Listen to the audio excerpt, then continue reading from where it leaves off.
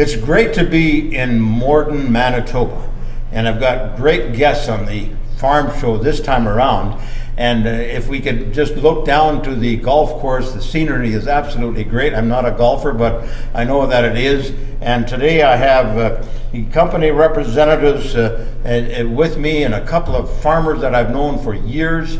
I love agriculture. I love agriculture because it's basically serving the basic industry that feeds the world. And that's my mission always, as a farm broadcaster, as a farm journalist, and as a farmer's advocate.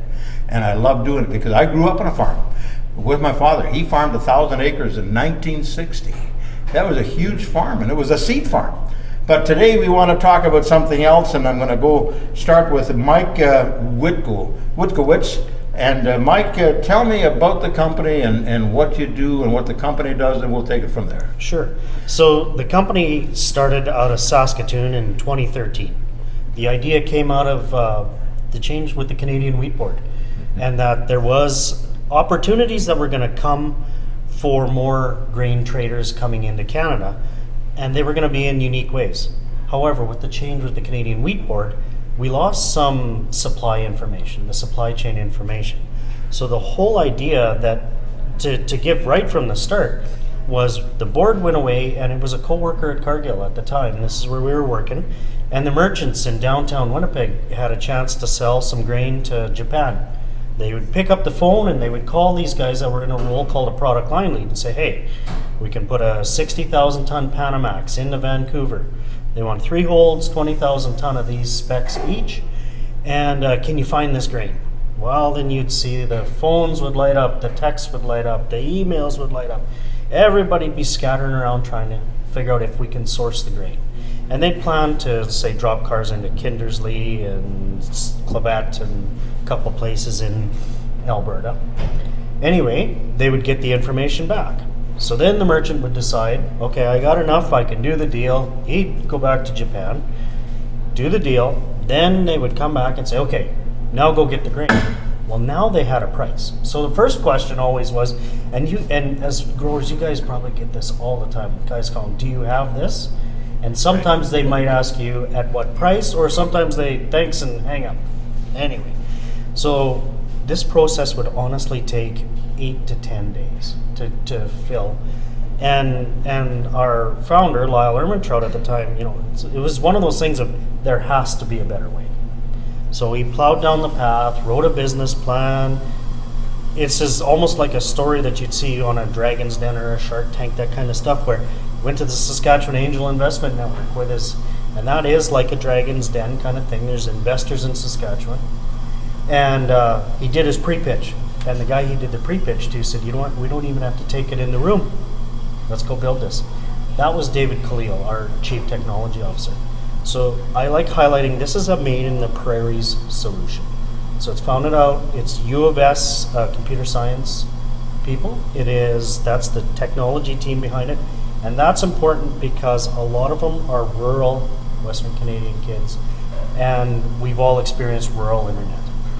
So our service, when it comes to today, it's not full of fancy graphics and full of fancy stuff. It's actually built for speed in rural internet areas.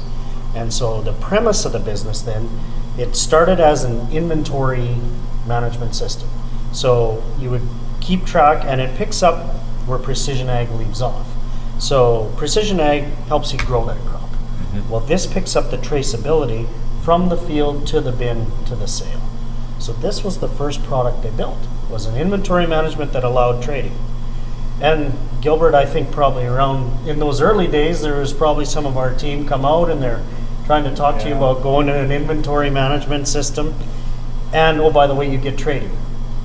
And so as they learned, this was a big step to move people from pen and paper, people keeping track of inventory in their minds, Excel or other methods, that in about 2016 we broke it up.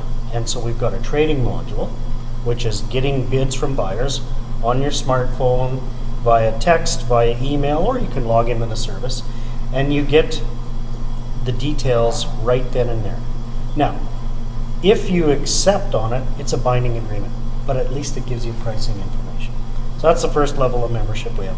The second is where you can do targets. One of the limitations in today's grain trade that I'll say was a bugaboo that you could always pick up from our customers in my Cargill career was that if someone wanted to do a target price with you, they were kind of locked into you, because if you issued a target price for $11 canola, you needed to have that canola to back it up in case it got picked up. Our system allows you to hit targets to multiple buyers, and as long as it's in the system draws it down. So when it's picked up, you're no risk over contracting. So there's a big benefit that way, we feel. And then the last is the inventory module. So there's 3 levels of membership. And why we say membership is because we're not like a broker. We actually, and I always joke, and I've been at different meetings, I joke, we are the dating site for grain. We're the Match.com for grain because it's a membership fee. So whether you trade 0 tons or 1,000 tons as a grower, or a buyer trades 1,000 tons or 100,000 tons, it's a membership fee. And what that brings is then you know who you're dealing with. No mysteries. Grain's relationship.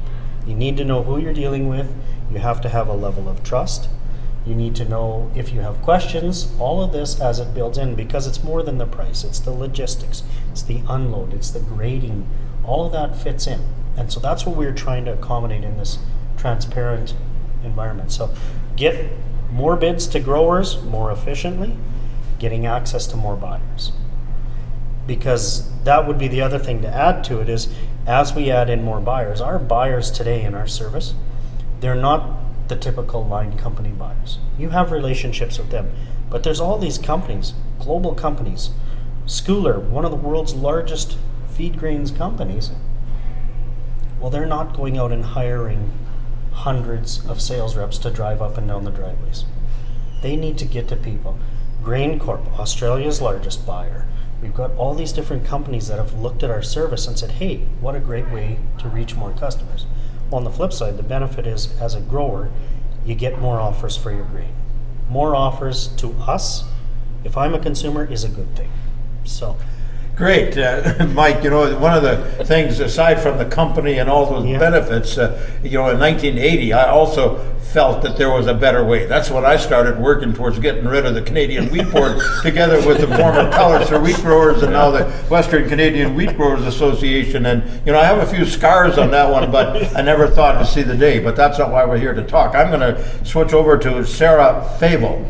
Tell me what you do with the company and take it from there. So my role with CXN 360 is I'm a regional account rep. So I get to work with both our buyers and our growers on bringing them on the platform and showing them the benefits. So I work with growers such as Gilbert and Gunther to show them just what's available to help them with their grain marketing.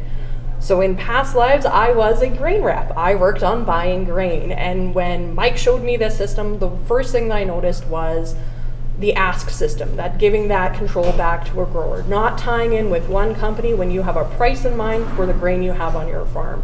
I thought that was a great feature of this system, and I really want to advocate that to our growers and show them how great it can be as part of their marketing plan. So it's an exciting platform, and really love working with these guys and just showing them what we can do. I'm sitting here facing two of my farmer friends that I've interviewed several times in the past. The first one that we'll go to is Gunther Yocum. And Gunther, I know what kind of farm you have because I've talked to you often enough on Twitter, but tell me how you fit into this puzzle. Yeah, so we're a grain and oilseed farm up at St. Francis Xavier, just west of Winnipeg.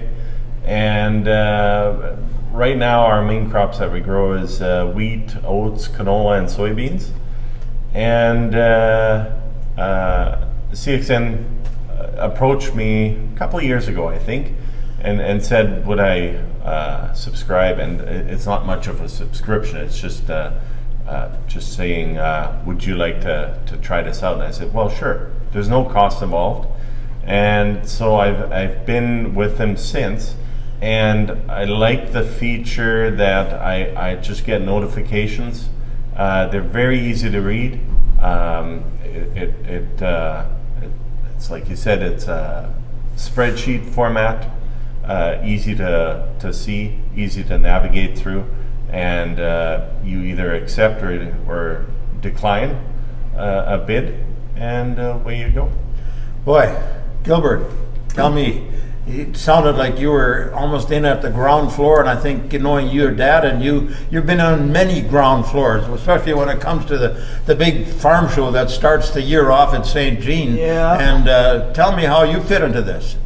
Well, I guess I was at a grower meeting at a seed plant, and that's where I first got introduced to Ag Exchange back then.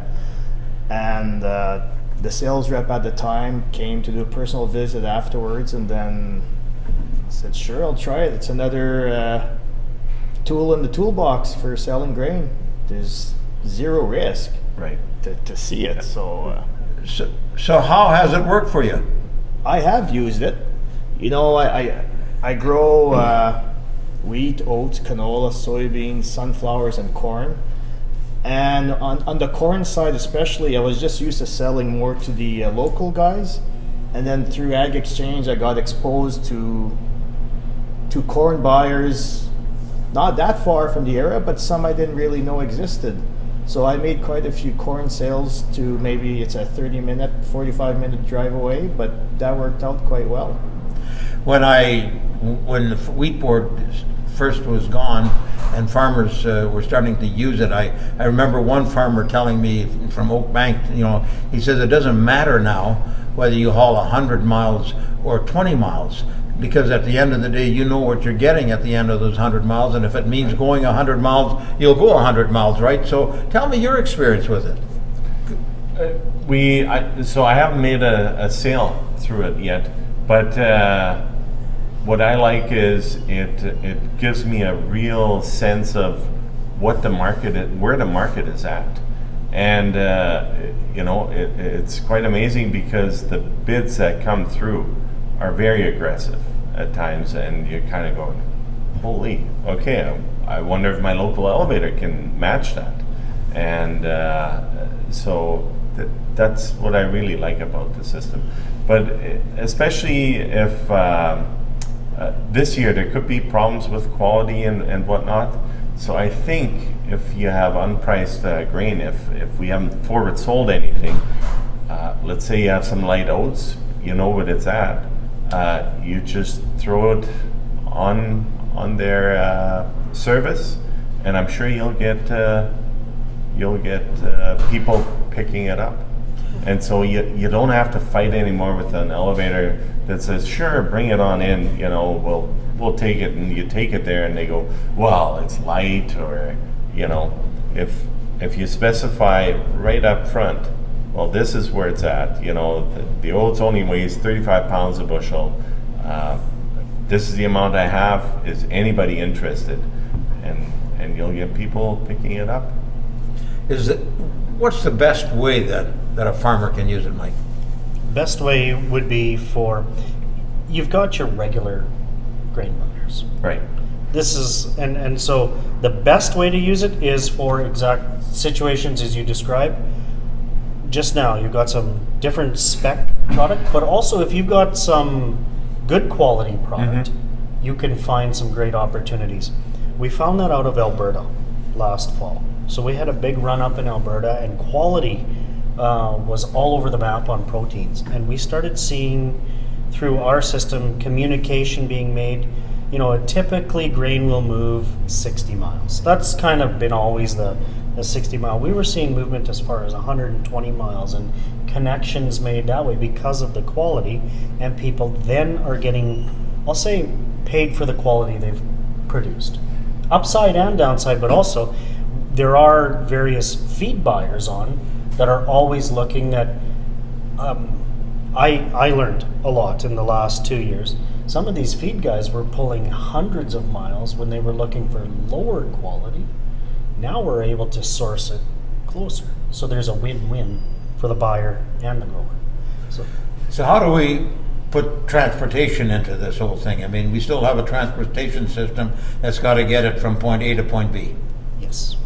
So transportation from the grower side and from the buyer side. Within the system, in the mechanics itself, they bid at Fob Farm or delivered terminal. That's kind of how the offers are made back and forth. Now, I'm not going to wade too deep into that whole rail system thing. No. But with the rail system, you also have opportunities with a lot of our buyers that aren't on the traditional rail system that are going to have to fight with avalanches and cold weather in Jan, Feb, and March. So there's opportunities to diversify your sales plan. And that's what I've been more on the bandwagon of lately is it's great, do your contracts. But if you're looking for movement, and we know that historically, Jan through March, the rail system backs up. It's Canada. We got to go through mountains. It's like, aside from anything else that we'll get into debates, but there's avalanches and cold weather. So why not diversify your sales plan to have some local or truck or whatever opportunities?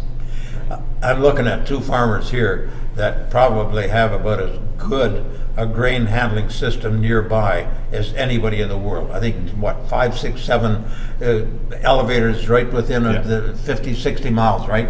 So is that as good a positive as it looks like from the outside?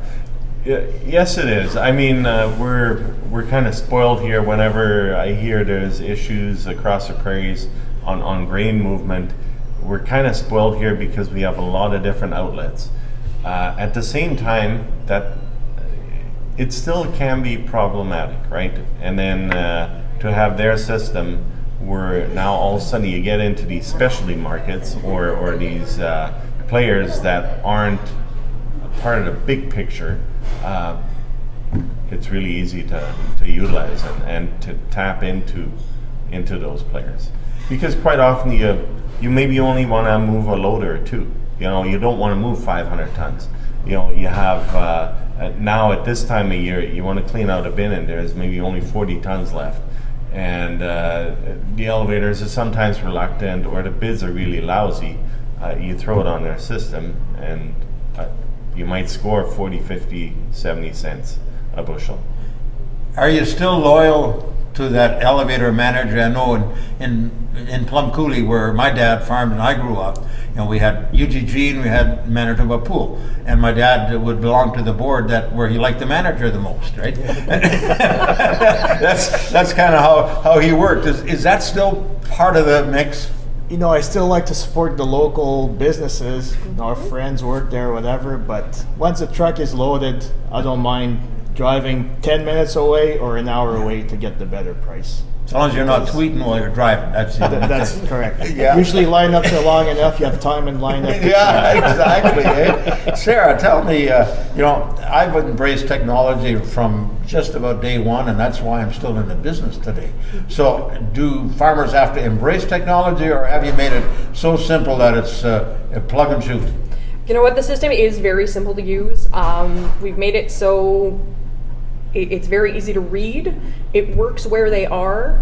And from my experience working with growers, they have a great embrace for technology. They love their smartphones. And they're busy guys, right? Being able to just get a text, be grounded with the market, that's something they're very interested in. Maybe it gets them away from having to have some of those, phoning every elevator to get those bids that are out there. It helps move along their day and make those marketing decisions. But from a platform standpoint, you fill in the boxes and you move on. It's a very simple system to use. That's good, and I didn't mean to belittle farmers being not good at technology because I know they're the best, but at the same time it's always good in today's society because there's so many apps thrown at you from every direction that if yours is the user-friendly one, that's the one I'm going to take, that's for sure. We're coming to the end of this. Let's wrap it up and see, if we can start with a concluding comment. Gilbert, what would you suggest? Okay, I know with their program, you can use many different levels. You don't need to put your inventory on it if you don't want. You're going to receive texts and emails showing bids out there as well. So, if you don't feel comfortable putting your bushels in, you can still use the program, and it's another tool in the toolbox for pricing as well. Yeah, I would have to agree with Gilbert, and I especially like that you don't need to download a special app or anything. It's a simple text message that you get that alerts you, And then if you want to get in deeper into the system, you just go to your computer at home and fill in the boxes. But you can even reply just with another text, whether you accept or decline. So it's really, it can't get much simpler. And you can just call the buyer himself. Right. That's good. I'll get you to wrap your part up, and then I'll let Mike to have the last word. Well, and to kind of echo what Gilbert said there, the transparency aspect of this system. You know who you're dealing with up front. It's not a surprise once you've sold your grain. You know who you're dealing with. Maybe your spec isn't quite on. We provide their contact information. Have those conversations, make those connections. But at the end of the day, it's just a great way to connect with more buyers out there for your grain. You got the last word, Mike. Last word. I just want to thank you guys jumping on, taking a risk to come in with a startup and support a startup like us, and to Gilbert, getting us in on the St. Jean Farm Show to get us exposed to more people. Those are things that we as entrepreneurs, appreciate in supporting the growers who are feeding the world. I don't mean that in a philosophical sense. Like, we really appreciate that. And I had to squeeze you in the spot that didn't really exist. Yep, exactly. And to be given that, we appreciate that. And we've tried to make it exactly as you say. We got the best tech team. I believe in the world that when we bring them an idea, when you mentioned about being able to call, they've now coded that when you open up the bid and the buyer's phone number is there, you press that and your smartphone recognizes that that's a phone number. Like, we're just trying to make it that simple for you. So, you know what? We want the world on. And the final words, if you haven't tried it like these guys, there's no secret to it. And everybody's welcome, and the more that are there, the better it is. Great. Just an absolute wonderful time to sit here and visit. You know what? This is what makes, for me, the job really worthwhile, because to meet people like yourself and to be able to tell a story. Like, I didn't know the story. Now I know the story. And not only will we not put it on social media, I'll get a chance to write up a few articles on it. And it's great to be able to have the medium, as I said to you guys before we started the program.